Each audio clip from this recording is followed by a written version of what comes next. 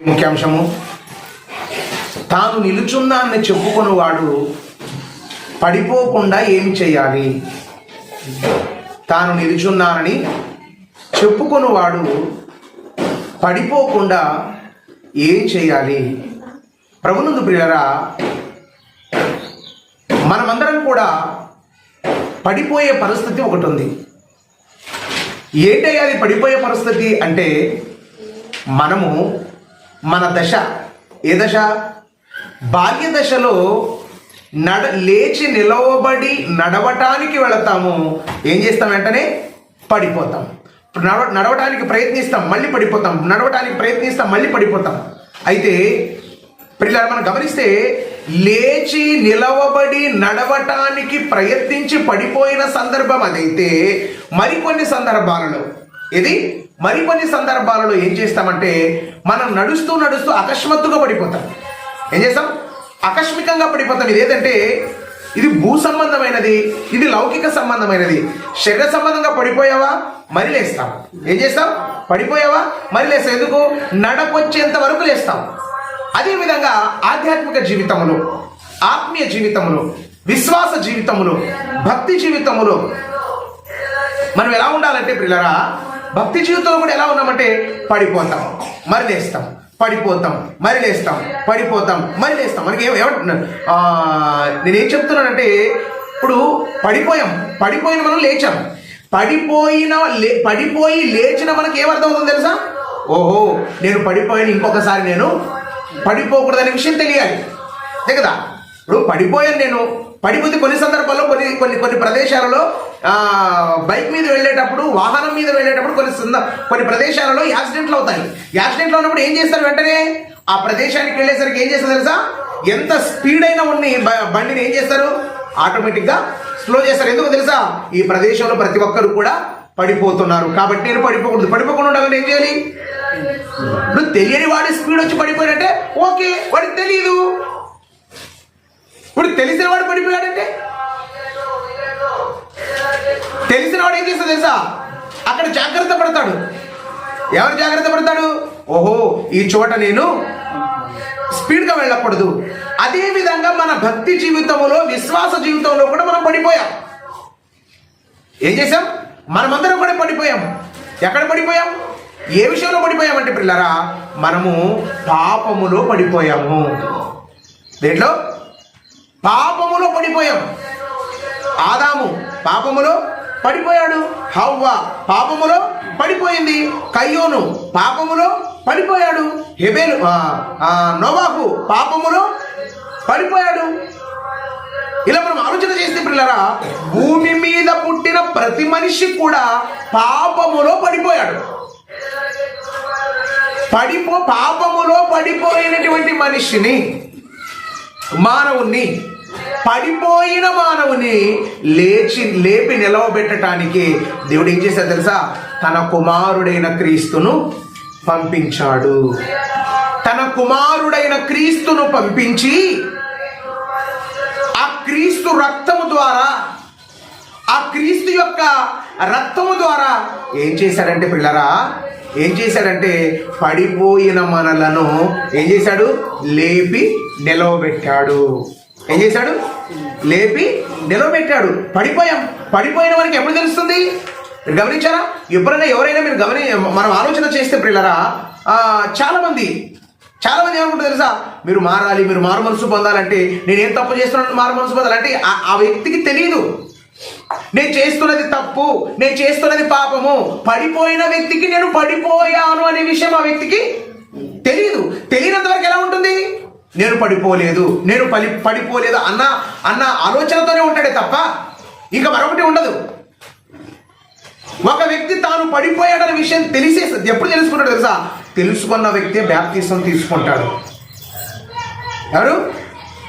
ఎవరైతే నువ్వు బాప్తిసం తీసుకోవడానికి నువ్వు సిద్ధపడ్డావంటే నువ్వేమైపోయింది తెలుసా? నీకేమర్థమైపోయింది తెలుసా? నేను పాపములో పడిపోయాను. పాపములో పడిపోయిన నేనేం చేయాలి తెలుసా? లేచి నిలబడాలి. పాపములో పడిపోయిన నేను లేచి నిలబడాలంటే నన్ను లేపి నిలవబెట్టేవారు ఎవరున్నారు తెలుసా? ఈ భూప్రపంచంలో ఎవరు లేరు. ఈ భూమి మీద ఏ ఒక్కరు లేరు. ఈ భూమి మీద నన్ను పడిపోయిన నన్ను లేపి నిలవబెట్టగలిగే శక్తి సామర్థ్యాలు ఒకే ఒకదానికి ఉంది, అదే వాక్యం. పాపములో పడిపోయిన నన్ను పవిత్రుడిగా చేయగలిగే శక్తి సామర్థ్యాలు ఒకే ఒక ఆయనకున్న ఆయనే యేసుక్రీస్తు. మనం పడిపోయిన స్థితిని తెలియజెప్పేది మనకు వాక్యం అయితే, మనం పడిపోయిన స్థితిలో నుండి లేచి నిలబడాలి కదా. లేచి నిలబడి పవిత్రంగా ఉండాలంటే మనల్ని లేచి నిలవబెట్టేదే ఎవరో తెలుసా? యేసుక్రీస్తు. ఎవరు? యేసుక్రీస్తు. యేసుక్రీస్తు ప్రభుల వారిని మనం తెలుసుకున్నాం. యేసుక్రీస్తు ప్రభుల వారిని తెలుసుకున్నాం మనము. ఆయన రక్తములో, ఎవరిలో? ఆయన రక్తములో కడుక్కున్న మనమందరం కూడా నిలబడ్డాం. ఎక్కడ నిలబడ్డాము? ఎక్కడ నిలబడ్డాం? మనమందరం కూడా సంఘములో నిలవబడ్డాము. పడిపోయారు ఎవరు? ప్రారంభ శతాబ్దంలో పడిపోయారు. పడిపోయిన వారు లేచారు, లేచి నిలబడ్డారు. ఎక్కడ నిలబడ్డారు? ఎక్కడ నిలబడ్డారు? సంఘములో నిలవబడ్డారు. పడిపోయిన వారు లేచి సంఘములో నిలవబడ్డారు. ఎంతకాలం నిలబడ్డారు సంఘంలో? చెప్పండి, ఎంతకాలం నిలవబడ్డారు? పడిపోయారు, లేచారు. లోకమొద్దు, లోకంతో మాకు అవసరం లేదు అనుకున్నారు. లోకముతో మాకు అవసరము లేదని చెప్పుకున్న వీరు, లోకం మాకు వద్దని చెప్పుకున్న వీరు సంఘములో ఎంతకాలం ఉన్నారు? సంఘములో ఎన్ని రోజులు నిలవబడ్డారు? సంఘజీవి గమనించారా? మనము గ్రామ జీవితం, కాలనీ జీవితం, పట్టణ జీవితం జీవించవచ్చు, కానీ సంఘ జీవితం జీవించటం చాలా కష్టం. సంఘం చాలా క్రమమైనది. నువ్వు క్రమం లేకుండా, తెలుసా, నువ్వు క్రమం లేకుండా సంఘం క్రమం లేదనటం సమంజసం కాదు. నువ్వు బాలేకుండా సంఘం బాలేదని చెప్పటం అది వాస్తవం కాదు. సంఘ జీవితం గడపడం అంటే అంత మాషమాషి మాటలు కాదు. సంఘం ఎప్పుడు ప్రారంభమైంది? మహారాజ్, సంఘం ఎప్పుడు ప్రారంభమైంది? సంఘం ఎప్పుడు ప్రారంభమైంది?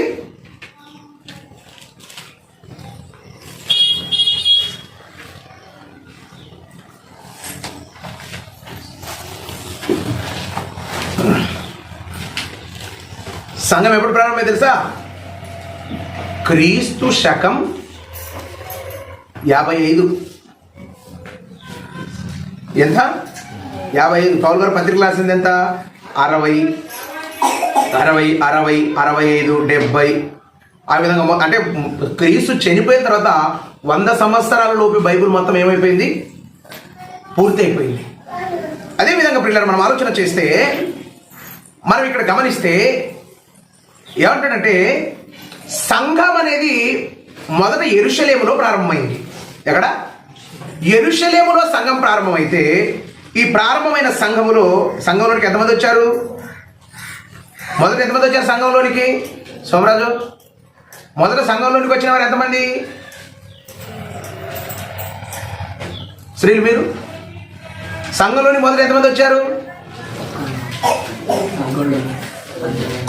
13 మంది వచ్చారు. మొదట ఎంతమంది వచ్చారు? 13 మంది వచ్చారు. 13 మంది తర్వాత మళ్ళీ ఎంతమంది వచ్చారు? 3000 మంది. 13 మంది తర్వాత మరి ఎంతమంది వచ్చారు? 120 మంది వచ్చారు. ఎంతమంది? 120 మంది వచ్చారు. 120 మంది తర్వాత మరి ఎంతమంది వచ్చారు? 3000 మంది వచ్చారు. 3000 మంది తర్వాత మరి ఎంతమంది వచ్చారు? 5000 మంది వచ్చారు. మీరు ఆలోచించారా? సంఘములో పడిపోయిన వారందరూ లేచి నిలబడ్డారు. నిలబడినటువంటి వారు సంఘములో ఎంతవరకు నిలబడ్డారు, సంఘములో ఎంతవరకు ఉన్నారన్నదే మనకు కావాల్సింది. ఎంతవరకు చూడండి ఒకసారి. అపోస్తలుల కార్యములు 5వ అధ్యాయం మొదటి వచనం. అననీయ అను ఒక మనుషుడు కూడా, అననీయ సప్పిర ఇరువురు కూడా సంఘ సభ్యులే. పడిపోయి లేచి నిలబడ్డారు. పడిపోయి లేచి నిలబడ్డారు. పడిపోయి లేచి నిలబడినటువంటి వీరందరూ ఎంతవరకు నిలబడ్డారయ్యా అని ఆలోచిస్తే, ఎంతవరకు నిలబడ్డారు వీళ్ళు సంఘంలో అని మనం గమనిస్తే పిల్లరా, వాళ్ళు ఎంతవరకు నిలబడ్డారంటే ఏం తెలుసా, తమ ఆస్తి వస్తువు రూపంలో ఉన్నంత వరకు నిలబడ్డారు. తమ ఆస్తి అన్నది ధనం రూపంలోనికి మారిపోయేసరికి వాళ్ళు నిలబడలేకపోయారు. ఏమైపోయారు? పడిపోయారు. ధనాన్ని ఆశించారు, డబ్బును ఆశించారు. చాలా మంది చూడండి, సంఘంలోనికి వస్తారు, సంఘంలోనికి వచ్చి ఏం చేస్తారు సార్, కొంతకాలం నిలబడతారు. మాకు మర్యాద లేదండి, మాకు గౌరవం లేదండి, మేము చనిపోతే ఎవరు రారండి, మేము పుడితే మేము మమ్మల్ని ఎవరు పలకరించారండి. గమనించారా? ఇప్పుడు లోకంలో మనం ఆలోచిస్తే లోక మర్యాదల కోసం ఆశపడుతున్నారే తప్ప, నేను సంఘములో ఉండాలి, సంఘములో ఉంటేనే నేను పరలోకానికి వెళతా. ఆదోని బస్ స్టాండ్లో ఉంటారు మీరు. ఆదోని బస్ స్టాండ్లో ఉంటే ప్రతి బస్సు కూడా ఎట్లుంటుంది, నీలి కలర్లోనే ఉంటుంది. నీలి కలర్లో ఉన్న బస్సు అయితే పెద్ద ముందుకు వస్తుందా? లేదు. మన ఊరికి వెళ్ళే బస్సు ఏదో ఆ బోర్డు చూసుకొని ఎక్కుతావు. నువ్వు కూడా ఆలోచించాలి తెలుసా, నిన్ను పరలోకానికి తీసుకొని వెళ్ళే సంఘమేది, నిన్ను పరలోకానికి చేర్చే సంఘమేది, నిన్ను పరలోకానికి చేర్చే సంఘం ఏదో అక్కడ ఉండాలి. అక్కడ ఎవరు లేకపోతే నేను ఒక్కడే ఉండాలి. ఎవరైనా ఉండని లేకపోతే అనవసరం, నేను మాత్రం ఉండాలి అక్కడ. అననీయ సప్పీరాలు మేము కూడా సంఘములో ఉండాలి, సంఘములో ఉండి పరలోకానికి వెళ్ళాలని ఆశ, ఆకాంక్ష. మొదట ప్రతి ఒక్క వ్యక్తి ఏం తెలుసా, బ్యాప్టిజం తీసుకునేటప్పుడు ఈ రోజు నుంచి నేను దేవునిలో బతుకుతా, దేవుని కోసం బ్రతుకుతా, దేవుని నిలబడతా, దేవుని ఆలోచనలలో ఉంటా అని చెబుతారు. రాను ఏమైపోతారు? అననీయ సప్పీరాలు కూడా ఇదే మాట ఇచ్చారు. ఏమైపోయారు? తర్వాత ఏమైపోయారండి? పడిపోయారు. వారు పడిపోయారు. పడిపోయిన స్థితిలో ఏం చేశారు? నిలబడ్డారు. నిలబడి మరి ఏమైపోయారు? పడిపోయారు. అంటే మనం ఇక్కడ గమనిస్తే పిల్లరా, మనము సంఘములో ఎంత కాలం ఉంటున్నాం అన్నదే కావాలి.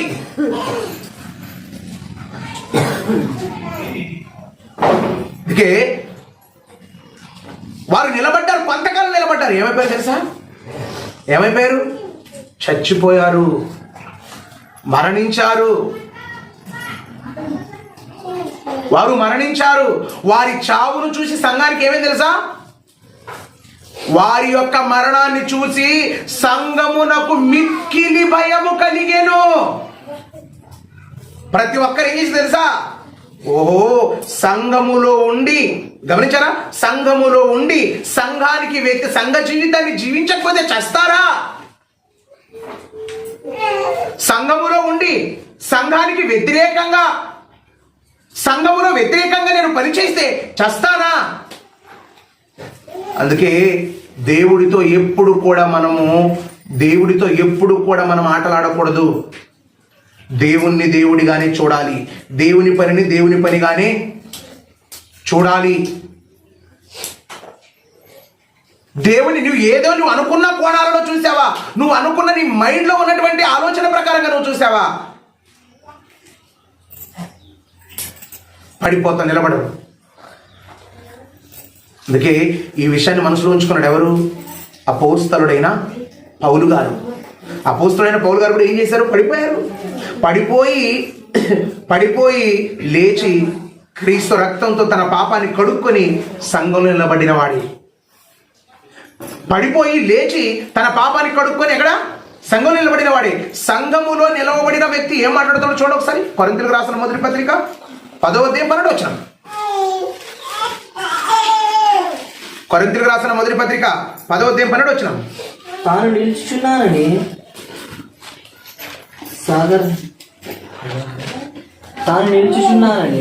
నిలుచుచున్నానని తలంచుకొనువాడు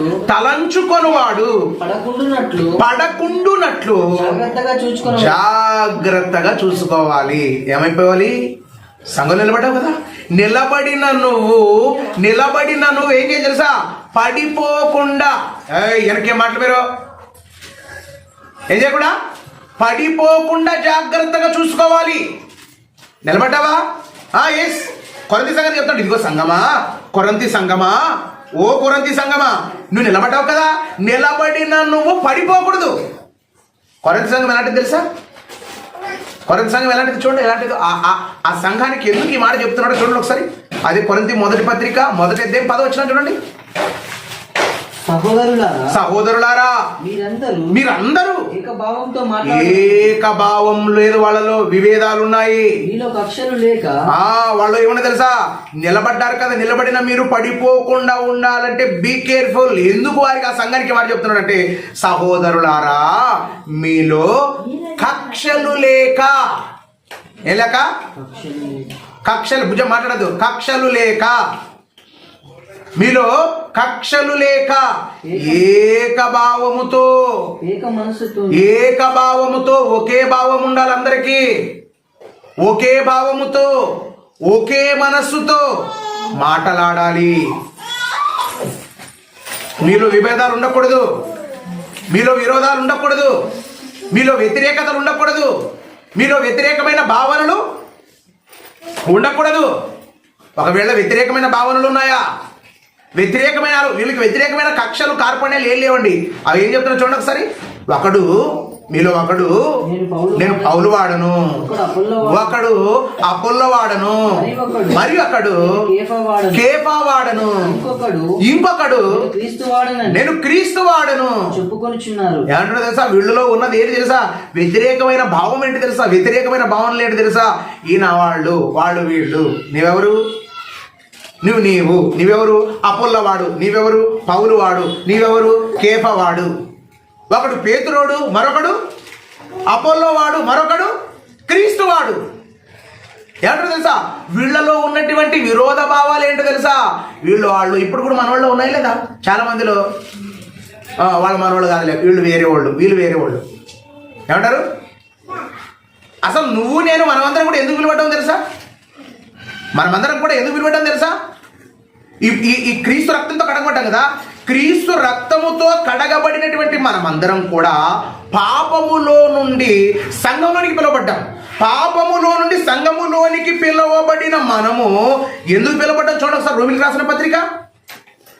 రోమిలకు రాసిన పత్రిక 1వ అధ్యాయము 5వ వచనాన్ని మనం చూద్దాం.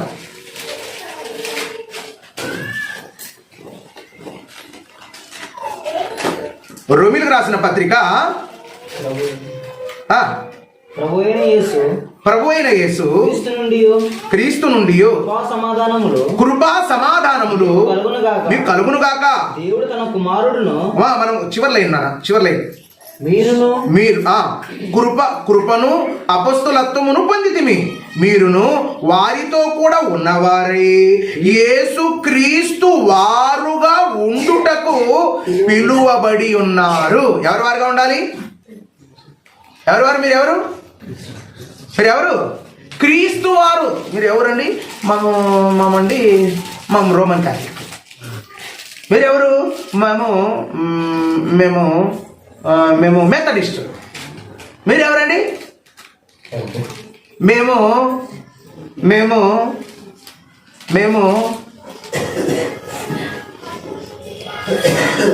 బైబిల్ మిషన్ అండి. మీరెవరండి, మేము హోసన్న మినిస్ట్రీస్ అండి. మీరెవరండి, మాది సతీష్ కుమార్ చర్చ్ అండి. మీరంటారు మా బైబిల్ ఓపెన్ యూనివర్సిటీ అండి. మనమేం తక్కువ లేదు, మనం అందరికంటే మనమే ఎక్కువ ఉండేది. అదే కదా, మీరు ఎవరి వారుగా ఉండాలి. నేను ఏమంటానంటే, ఇప్పుడు మనల్ని క్రీస్తులోనికి నడిపించిన మన గురువులు కొంతమంది ఉన్నప్పటికీ మనకెవరు ముఖ్యం, ఎవరు ముఖ్యం. ఇప్పుడు వారు వచ్చారు, వారు ఏం చేసి తెలుసా, జస్ట్ వారి పాత్ర. అపోస్తలులు వచ్చారు, అంతెందుకు ప్రవక్తలు వచ్చారు, ప్రవక్తలు వచ్చి చెప్పి వెళ్ళిపోయారు. అపోస్తలులు వచ్చారు, ప్రవక్తల తర్వాత యేసుక్రీస్తు వచ్చాడు, యేసుక్రీస్తు చెప్పి వెళ్ళిపోయాడు. ఇప్పుడు ప్రవక్తలు యేసు ప్రభు కంటే ముందు వచ్చిన ప్రవక్తల పేర్లు లేవు. ప్రవక్తల తర్వాత యేసు ప్రభు వచ్చాడు, యేసు ప్రభు తర్వాత అపోస్తలులు వచ్చారు, అపోస్తలుల పేర్లు కూడా లేవు. ఎందుకు లేవు చెప్పండి. ఎందుకు లేవంటే, యేసుక్రీస్తు పేరే ఈ భూమి అంతమైపోయే వరకు నిలబడాలి, ఎవరి పేరు నిలబడకూడదు. అందుకంటారు పౌలు గారు అంటున్నారు, నా పేరు నిలబడాలని లేదు. పౌలు గారు ఏమంటారు తెలుసా, మీరు యేసుక్రీస్తు వారుగా ఉండటానికి పిలువబడ్డారు. మీరు ఎవరో తెలుసా, నన్ను ఏమంటారు ఎవరైనా, సార్ మీరు ఎవరు సార్ అంటారు. మీరు ఎవరు సార్ అంటే నేను ఏమంటాను తెలుసా, నేను క్రీస్తు సంఘం అంటాను.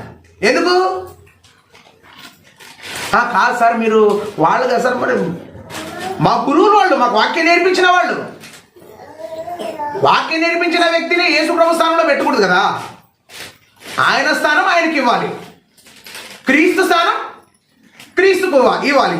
సపోజ్ ఉదాహరణ హోసన్న ఏసన్న గారు బతికున్నప్పుడు మొత్తం అంతా మారిపోయిపోయింది. ఇప్పుడు చనిపోయాడు, ఏం లేదు. ఇంకా యేసు ప్రభు చనిపోయి నేటికి 2024 సంవత్సరాలైనా ఇప్పటికి యేసు ప్రభు పేరు ఏం చేస్తుంది? మారు మోగిపోతుంది. పోతుందా కూడా లేదా?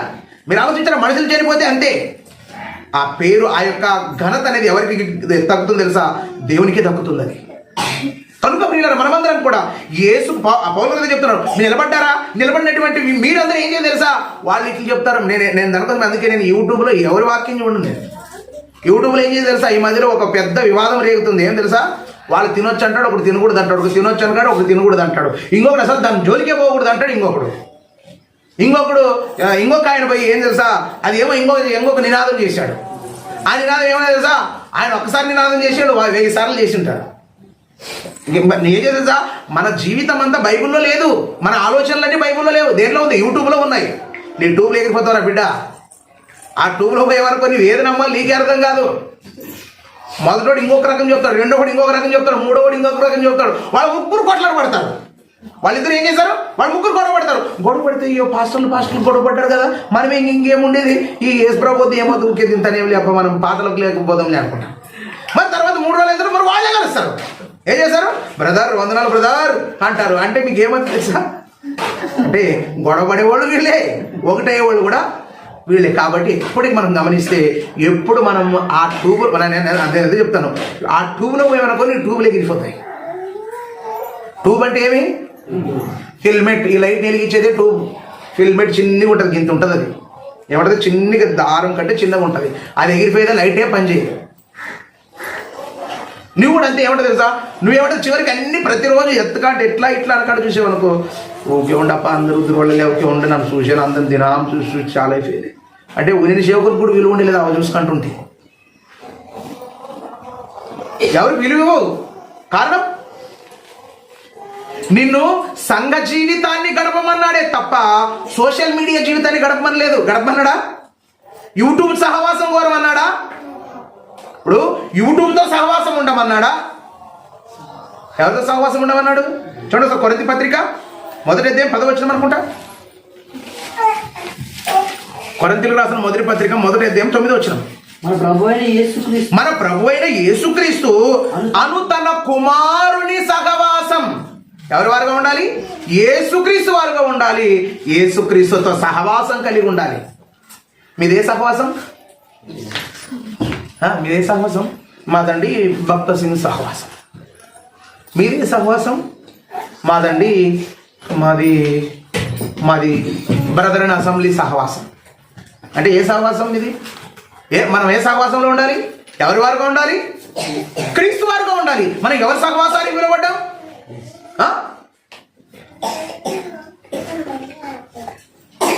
మనము క్రీస్తు సహవాసానికి పిలువబడ్డాం. క్రీస్తు సహవాసంలో ఉంటారు ఆయన. అంటే ఎవరెవరో సహవాసాల్లో తిరుగుతూ ఉంటారు, మనం పిచ్చుకోకలు తిరిగినట్లు. క్రీస్తు సహవాసం, అందుకే మనం నిలబడ్డాం. ఎవరు? కొరింథీ సంఘానికి చెప్తాడు, కొరింథీ సంఘమా నువ్వు నిలబడ్డావు. నిలవబడినటువంటి నువ్వు పడిపోకుండా ఉండాలి. పడిపోకుండా నువ్వు ఉండాలంటే మీరు ఆలోచించారా? మనం పడిపోకుండా ఉండాలంటే, మనం పడిపోకుండా నిలబడాలంటే, కొరింథీ సంఘం కానీ మనం కానీ పడిపోకుండా నిలబడాలంటే మనం ఏం చేయాలి తెలుసా? మనం యూట్యూబ్ చూస్తే ఖచ్చితంగా పడిపోతాం. లోకంలో ఉన్న అందరిని చూసి మనం పడిపోతాం. ఎవరు చూడాలి తెలుసా? చూడాలి సార్, హెబ్రీ పత్రిక 12వ అధ్యాయం, హెబ్రీలకు రాసిన పత్రిక 12వ అధ్యాయం 2వ వచనం. మనము కూడా ప్రతి భారమును సులువుగా చిక్కులబెట్టు పాపమును విడిచిపెట్టి విశ్వాసమునకు కర్తయు దానిని కొనసాగించు వాడనైనా యేసు వైపు చూచుచు మన ఎదుట ఉంచబడిన పందెములో ఓపికతో పరిగెత్తుదాం. ఏం తెలుసా ఏమంటాడు పౌలు గారు? ఇదిగో ముందు జరగండి అన్న. ఇదిగో విశ్వాసమునకు కర్తయో దానిని కొనసాగించువాడైనా యేసు వైపు. ఎవరి వైపు చూడాలి తెలుసా? ఎవరి వైపు పడితే వాళ్ళ వైపు చూడకూడదు. ఎవరి వైపు చూడాలి? యేసు వైపు. యూట్యూబ్ వైపు చూసావా పడిపోతాం.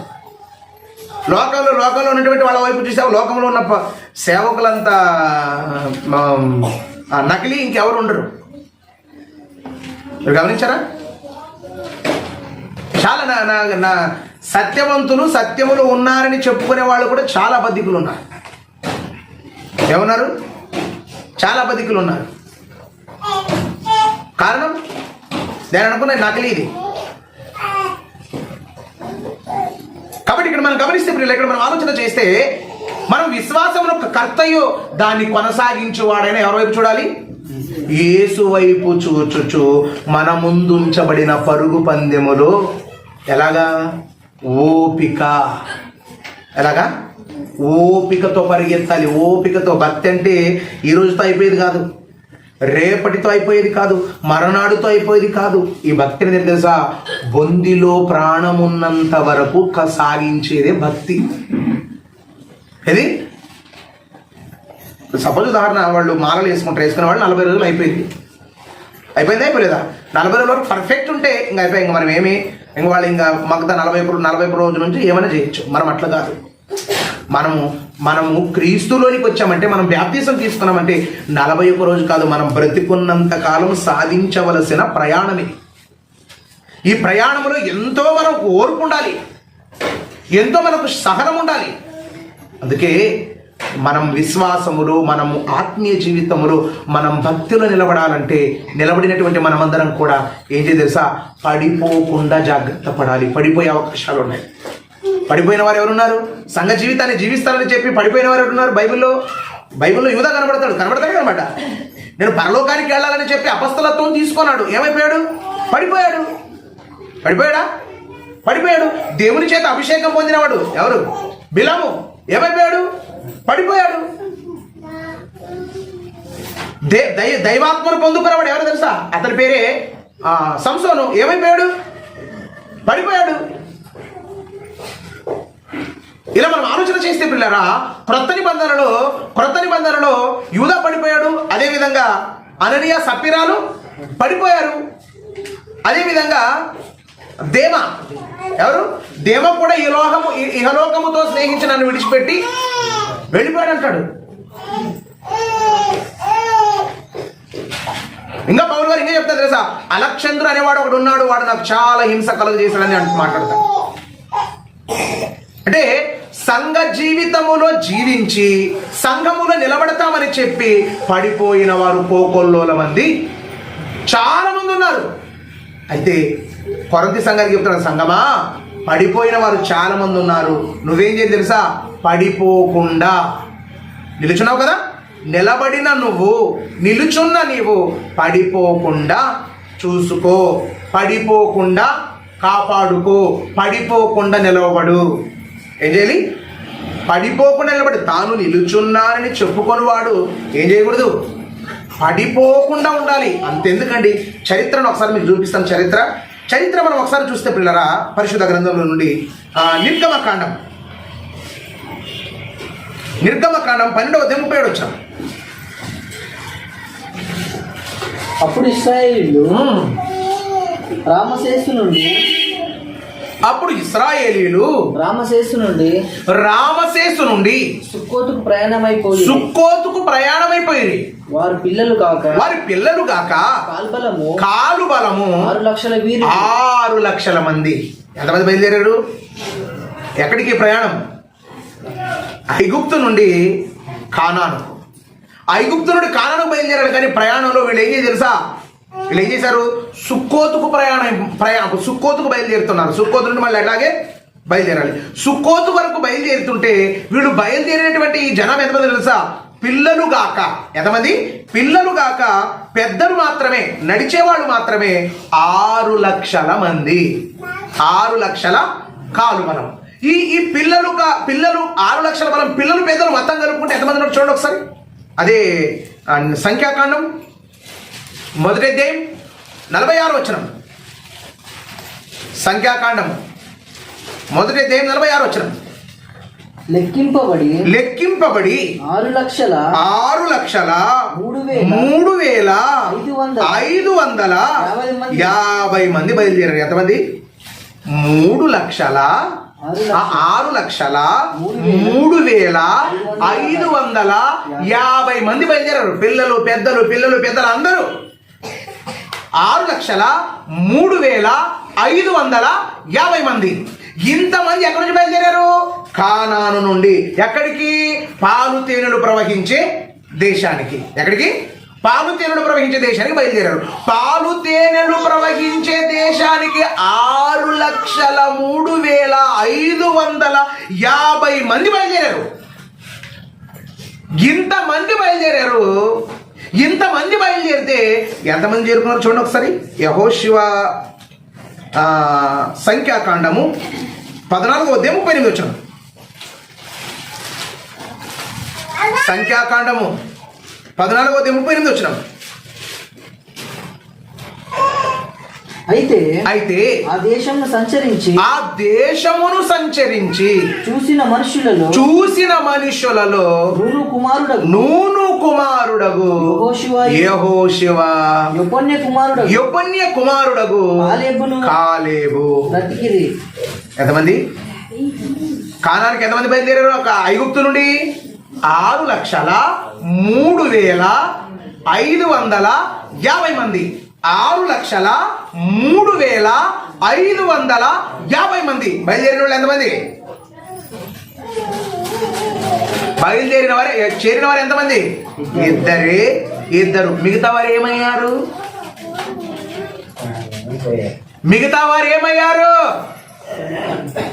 మిగతా వారంతా పడిపోయారు. ఏమైపోయారు? ఎంతమంది? 6,03,548 మంది. ఎంతమంది? 48 మంది చెడిపోయారు. కేవలం 2 మాత్రమే కానాను చేరారు. మీరు గమనించారా? 6,00,000 మందిలో 2 కానాను చేరితే ఈరోజు క్రీస్తు రక్తముతో కడగబడి సంఘములో చేర్చబడుతున్నారు కదా. సంఘంలో చేరుతున్నారా? చేరుతున్నారు. చేరేవాళ్ళు చేరుతున్నారు, పోయేవాళ్ళు పోతున్నారు, ఉండేవాళ్ళు వస్తున్నారు, కొత్త వాళ్ళు వస్తున్నారు, పోయేవాళ్ళు పోతున్నారు. అయితే ఈరోజు సంఘములో ఉండి పరలోకం చేరేవారు ఎంతమంది? సంఘములో నుండి పరలోకానికి చేరేవారు ఎంతమంది? పోనీ సంఘంలో నుండి ఇలాండి. మీరు ఇప్పుడు కూర్చున్నారు కదా, బ్యాప్టిజం తీసుకున్న వాళ్ళు ఎంతమంది ఉన్నారు? చేతులు ఎత్తండి ఒకసారి. బ్యాప్టిజం తీసుకున్నవారు. Okay, right, thank you. Okay, ఎవరిలో దింపండి, చేతులు దింపండి. ఇప్పుడు మీరు బ్యాప్టిజం తీసుకున్నారు కదా, తీసుకున్న మీరు సంఘంలో నిలబడ్డారు. సంఘములో నిలవబడిన మీరు నేను పరలోకానికి గ్యారెంటీగా వెళ్ళగలను అనేవాళ్ళు ఎవరైనా చేతులు ఎత్తండి. నేను పరలోకానికి వెళ్ళగలను.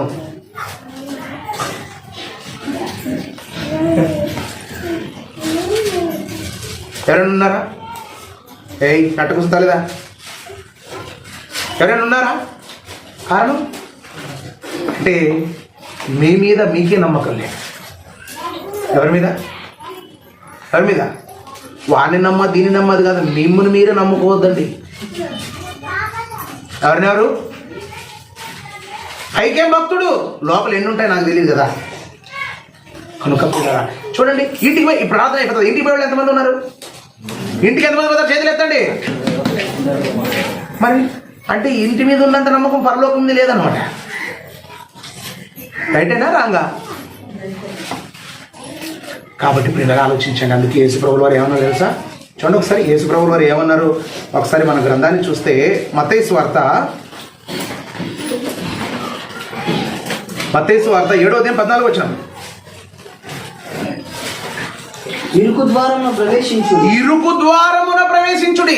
నాశనమునకు పోవు మార్గము వెడల్పు, ఆ దారి విశాలమైనది, దాని ద్వారా ప్రవేశించువారు అనేకులు. జీవమునకు పోవు మార్గము ఇరుకును, ఆ దారి చిన్నగా ఉన్నది, సంకుచితమై ఉన్నది.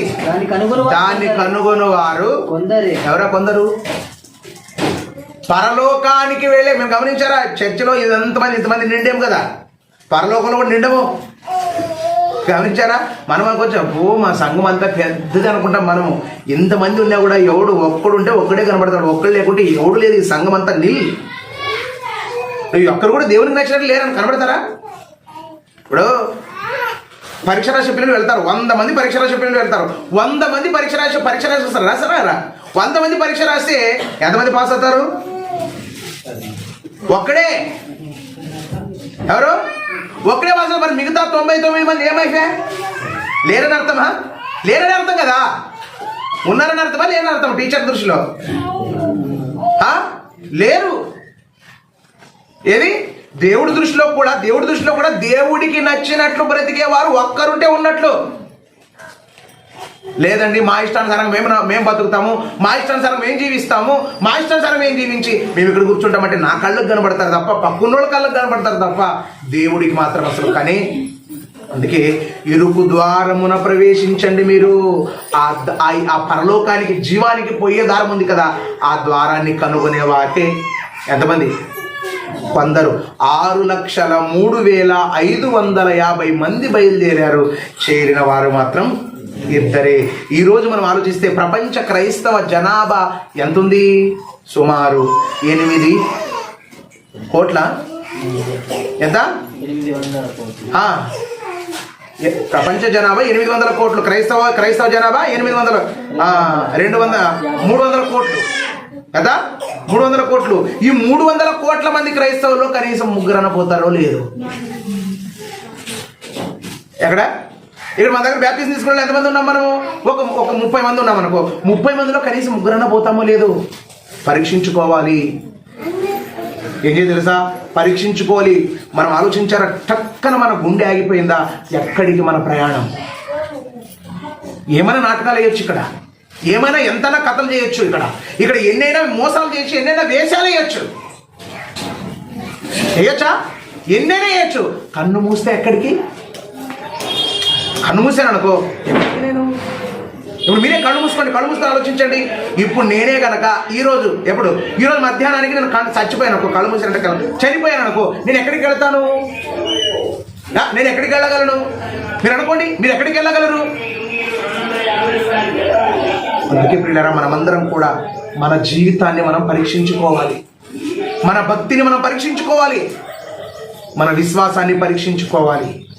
నేను పరలోకానికి వెళుతున్నానా లేదా? మనం తెలియని రూట్ పోయి మనం అడుగుతాం, అన్న పలానా ఊరు వచ్చినా అని అడుగుతాం. ఇంకొంచెం చెప్తాం, అన్న వచ్చినా అని అడుగుతాం. కండక్టర్ చెప్పే కుసనమా కూర్చొని ఇక్కడ నేను చెప్తాను లేపుతాను నిన్నే అంటాడు. అంతే కదా. మనం కూడా ఏమో తెలుసా, అయ్యా నేను కరెక్ట్ ఉన్నానా? నేను పర్ఫెక్ట్ ఉన్నానా? నాలో ఏమైనా తేడాలు ఉన్నాయా? నాలో ఏమైనా లోపాలు ఉన్నాయా? నాలో దేవుడికి నచ్చని క్రియలు ఏమైనా ఉన్నాయా అని మనం పదే ఏం చేయాలి తెలుసా? చూడండి, కొరింథీయులకు రాసిన 2వ పత్రిక 13వ అధ్యాయం 5వ వచనం.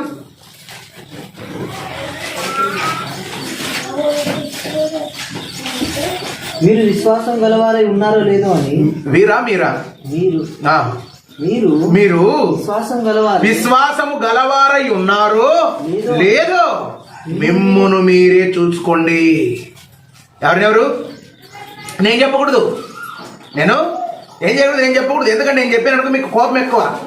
ఏమంటారు? మంది ఎదురు చెప్తారు, సార్ ఇట్లా అంటాడు, అట్లా అంటాడు. ఎట్లా అంటాడు? నా ఎదురు అనరు, నా ఎదురు అంటారా? అనరు. ఎందుకంటే మనం అంతా ఇప్పుడు ఎవరు మమ్మల్ని ఏమనకూడదు. మనం ఏమైనా చేయొచ్చు, మనకు నచ్చినట్లు ఉండొచ్చు. ఏం చేయొచ్చు?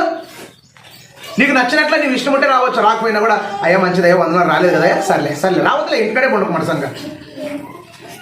అమ్మా మీరు రావద్దండి, 9 కాదు 11కి రండి అమ్మా మీరు వచ్చి. ఓకే, అది ఆ హిందూ దేవాలయాల దగ్గర పోయి టెంకాయలు కొట్టుకున్నా సరే అట్లా వచ్చిపోండి అమ్మ. ఓకే, వచ్చి లోపలికి వచ్చి ప్రార్థన చేసుకొని మీ ఇంటికి మీరు పోండి అన్నారు అంటే మీకు ఎలా ఉంటుంది?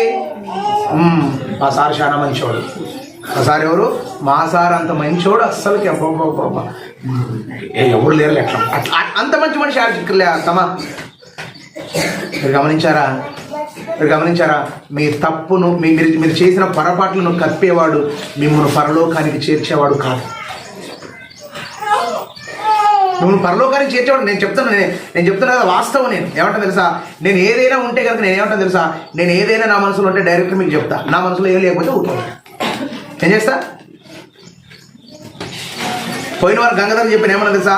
ఆ పని వద్దు గంగాధర్ అంటే మరి నాకు అదే లింక్ పెట్టాడు. మరి తర్వాత ఏం చేస్తావు చెప్పండి? ఇప్పుడు వాక్యం ఏమర్థమైంది? ఇప్పుడు నేను ఏమంటానంటే ఒకరికి సహాయం చేయడం తప్పు కాదు, అది మంచిదే, అది మంచిదే. ఇప్పుడు మనం ఏమంటే తెలుసా, మనకు ప్రతిఫలం ఇచ్చేవారు ఎవరు? దేవుడు ఇస్తాడు. కాబట్టి దేవుడు చూసేటట్లు చేయి. ఇప్పుడు మనమేమైనా నువ్వేమైనా ఎవరికైనా నువ్వు చేయాలనుకున్నావు కదా, నువ్వు యూనివర్సిటీ చేయాలనుకుంటే నువ్వేం చేయాలి తెలుసా? యూనివర్సిటీ చేసి అక్కడ ప్రకటన చేపిస్తే నేనేమంటాను తెలుసా, అది రైట్ అంటాను నేను. ఎందుకంటే మనం ఇచ్చాము, వాళ్ళు చెబుతున్నారు. ఇప్పుడు నువ్వు ఇచ్చింది వాళ్ళు చూడలేదు, చూసారా చెప్పండి? చూడలేదు. చూడకపోయినా ఏం చేస్తారు తెలుసా, ఇచ్చారని చెప్తారు అంతే. కాబట్టి నేనేమంటాను తెలుసా, మనం ఎప్పుడైనా దేవుడికి నచ్చిన పని చేయాలి. దేవుడికి నచ్చిన పని, అది ఒకవేళ మనుషులకు నచ్చవచ్చు, నచ్చకపోవచ్చు. ఏం చేయొచ్చు? ఇప్పుడు నేనే ఉన్నాను, నాకు కూడా మీరు చేసే పని నచ్చవచ్చు, నచ్చకపోవచ్చు. ఏమంటాను? కాబట్టి దేవుడికి నచ్చాలి. ఎవరికి నచ్చాలి? దేవుడికి నచ్చే పని చేయాలి. ఎందుకంటే నాకు నచ్చే పని చేస్తే నేను ఒకటే ఆనందపడతాను. దేవుడికి నచ్చే పని చేస్తే దేవుడు ఆనందపడతాడు. దేవుడు ఆనందపడ్డా నీకు పరలోకం ఇస్తాడు. కాబట్టి ఈ విషయాలు మీరు మనసులో ఉంచుకోండి. ఇప్పుడు సంఘములో నిలబడినటువంటి మీరు, సంఘములో నిలబడినటువంటి మీరు ఎంతమంది పరలోకానికి వెళతారని అడిగితే మీరు అసలు చేతులు ఎత్తలేదు. చేతులు ఎత్తలేదంటే కారణం ఏంటి? మీ మీద మీకే డౌట్ ఉంది, మీ మీద మీకే అనుమానం ఉంది. ఆ అనుమానం ఉండకూడదు. ఇంటికి పోతారని నమ్మకం ఉంది, ఉందా లేదా? ఆదరణ పోతారని నమ్మకం ఉంది, ఉందా? ఉంది. మరి పరలోకం పోతారని నమ్మకం ఎందుకు లేదు? అసలు పరలోకం ఉండదని అనుకున్నారు లేదు మీరు? పరలోకం ఉందని ఎంతమంది నమ్ముతున్నారు?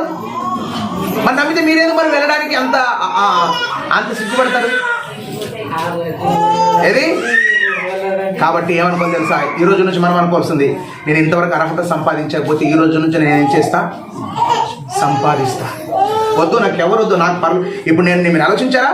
నేను ఇక్కడికి ఇంత తెల్లవారుజాము లేచి రానికి కారణం ఏంటి తెలుసా? నాకు పరలోకం కావాలి. మీరు ఇంత తొందరగా లేచి రావడానికి కారణం ఏంటి తెలుసా? మీకు ఇప్పుడు ఏం కావాలి? పరలోకం కావాలని మనం వచ్చాం. మరి ఎందుకు లేదు నమ్మకం వెళ్తామనేది చెప్పండి. ఇప్పుడు వెళ్ళాలని వచ్చాం, తెల్లవారుజామున మీరు లేచి వచ్చారు, నేను కూడా లేచి వచ్చాను, మనం అందరం కూడా వచ్చాం. వచ్చిన మనం ఎందుకు నమ్మకం లేదు మనకు? కాబట్టి ఆ నమ్మకాన్ని కలిగి ఉండాలి. అనుమానం ఉండకూడదు.